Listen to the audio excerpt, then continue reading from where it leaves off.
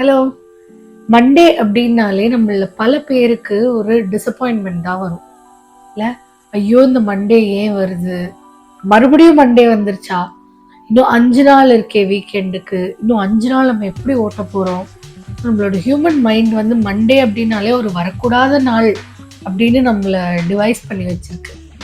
ஆனா ஆக்சுவலா மண்டேக்குள்ள அவ்வளோ ஆப்பர்ச்சுனிட்டிஸ் இருக்கான். தட்ஸ் வாட் எக்ஸ்பர்ட்ஸ் சே. அந்த மண்டேவை நம்ம எந்த மாதிரி ஒரு கண்ணோட்டத்துல பார்க்கணும் அப்படிங்கிறது வந்து நம்மள பல பேருக்கு தெரியறதில்ல.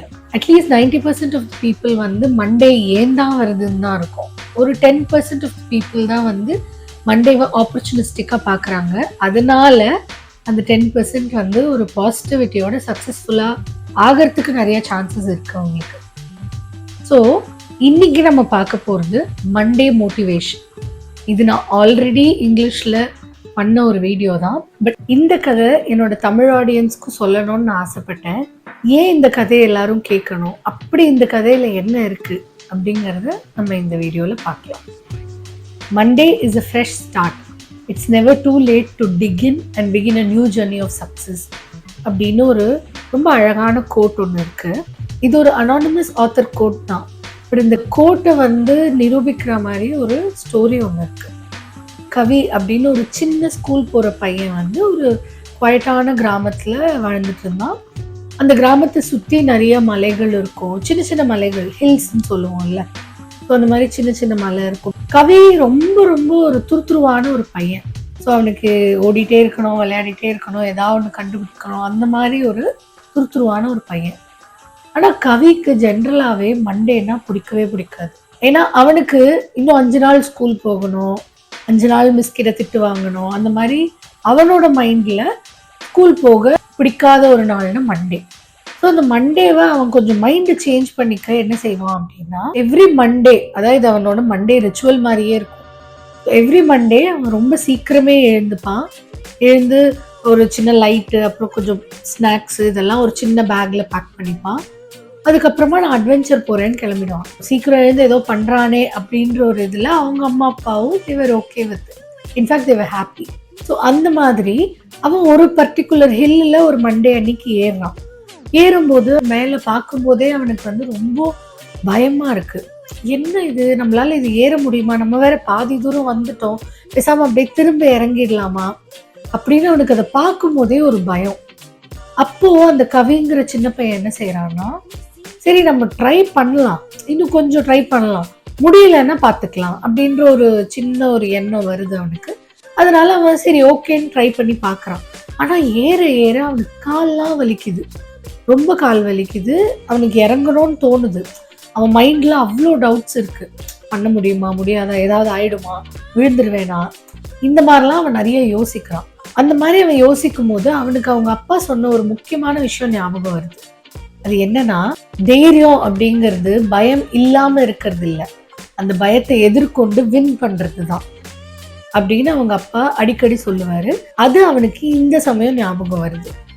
அப்ப அவன் யோசிச்சான், சரி எனக்கு இப்ப பயமா இருக்கு, ஆனா இந்த பயத்தை நான் வின் பண்ணி காமிக்கிறேன், லெட் மீ சி, என்னால எவ்வளவு முடியுதோ I will push myself அப்படின்னு அவன் யோசிச்சு சரின்னு ஏறான். வலிச்சாலும் பரவாயில்ல, இப்படி பயந்தாலும் பரவாயில்ல, ஆனா I will still do it அப்படின்னு அவன் ஏறான். ஏறி ஏறி கஷ்டப்பட்டு ஃபைனலி அவன் அந்த டாப்ல வந்துட்டான். வந்துட்டு அவனுக்கு கீழே பார்க்கறான்.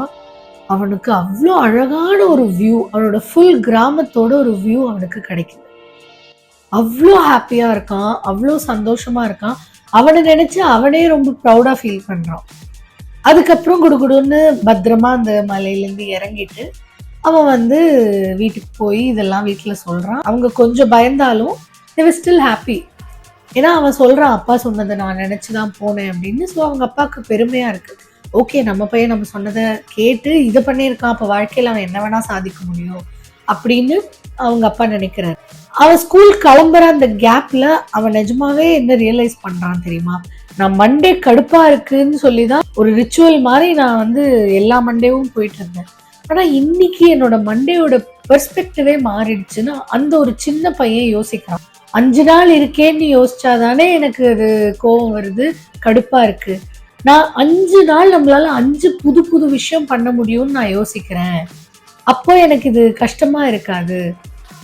எனக்கு இன்னும் மண்டே ரொம்ப பிடிக்க ஆரம்பிச்சுரும்ன்ற ஒரு ஆப்டிமிசம், பாசிட்டிவிட்டி அன்னைக்கு அவனுக்கு வந்தது.